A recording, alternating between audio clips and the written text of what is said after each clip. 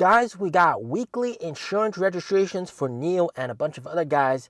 Li Auto has stopped publishing those numbers, but just because they stopped publishing those numbers doesn't mean those numbers don't exist. It doesn't mean other people aren't publishing it, and it doesn't mean I'm not going to share with you guys. So I will be sharing those numbers with you guys, and also in this video, I will be showing you the first pictures of the Onvo L90.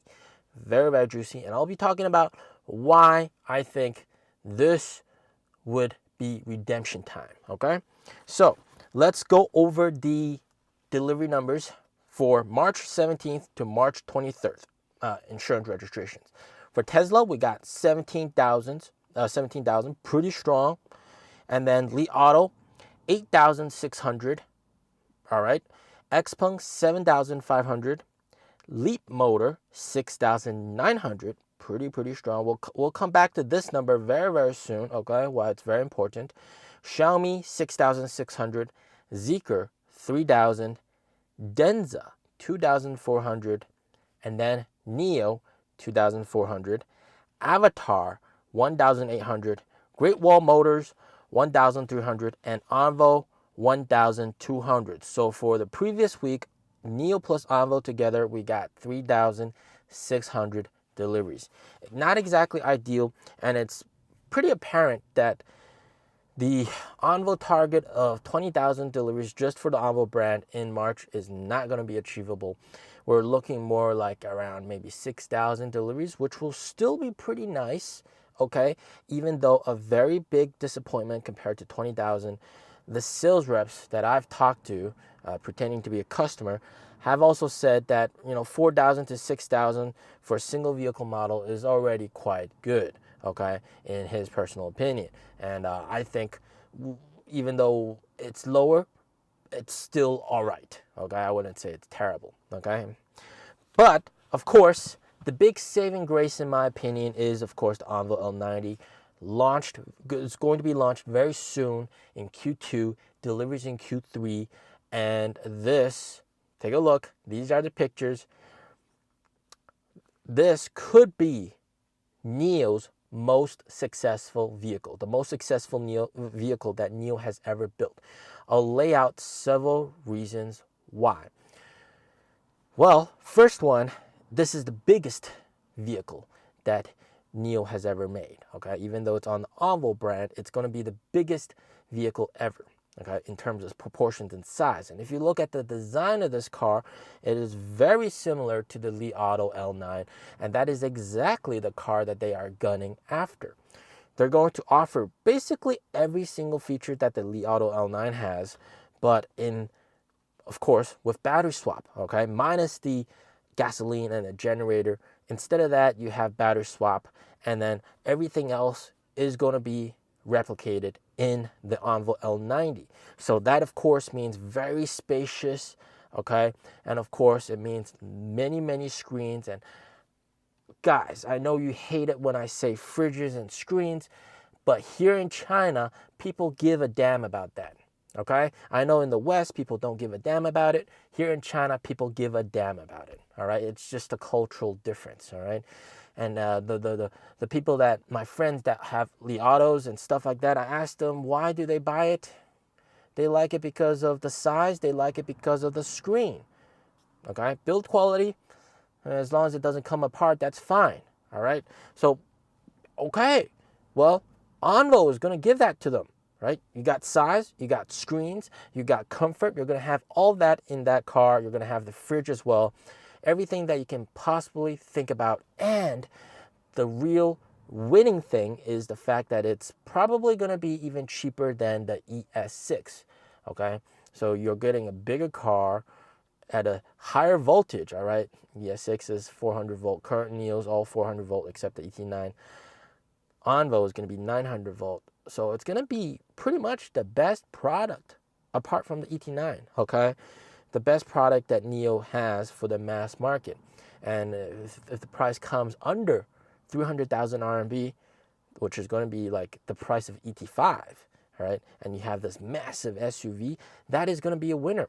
And I'm very confident that this will be a winner because we have seen this in Leap Motor. Leap Motor was struggling with their own vehicles, and then they copied Li Auto.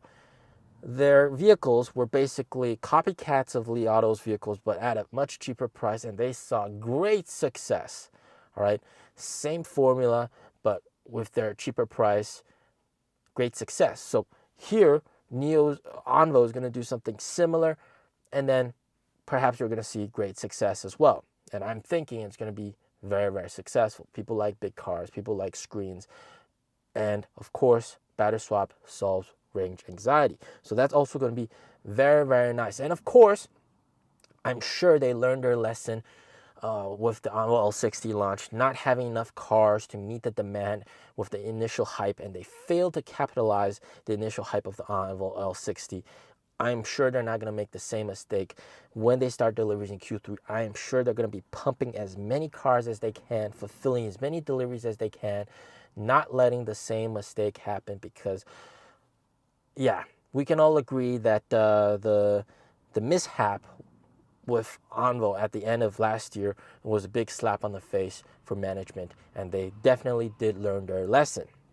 Okay, so I am very confident that the Onvo L90 will be a very, very successful car, and probably better selling than the Onvo L60, because it's let's be honest, okay, Onvo L60 compared itself against the old Model Y, and then you have the new Model Y coming in that kind of threw everything off, threw the rhythm off, and with management kind of not fulfilling the initial hype, that hype flowed away. They lost orders.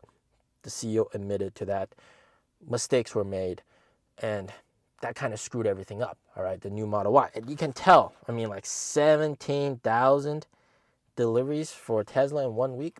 Man, that's pretty nuts. All right, pretty crazy. A lot of that is the new Model Y. So clearly that's getting a lot of attention.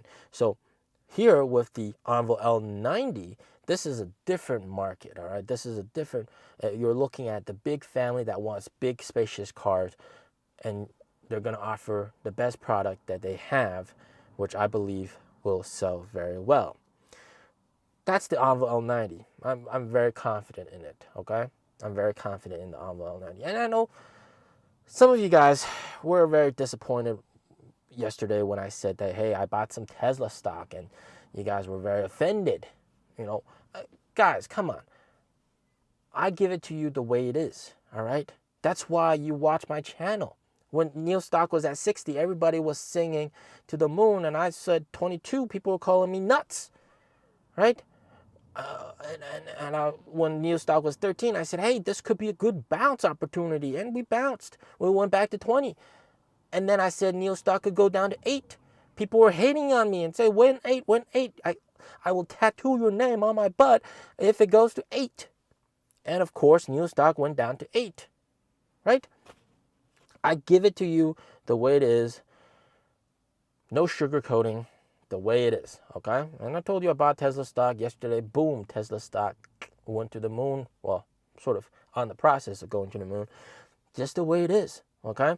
And when I tell you long-term, NIO stock is going to be good, but right now, they kind of told you that Q1 is going to be very bad. They told you in the earnings report. So what can you expect? The Q1 numbers might not look too good because management said so, right?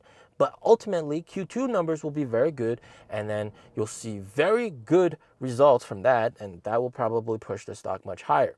Okay, and then profitability at the end of this year, it must be achieved if they want to avoid dilution. So I'm pretty sure that they will get at least close to profitability, or if not, they will be profitable.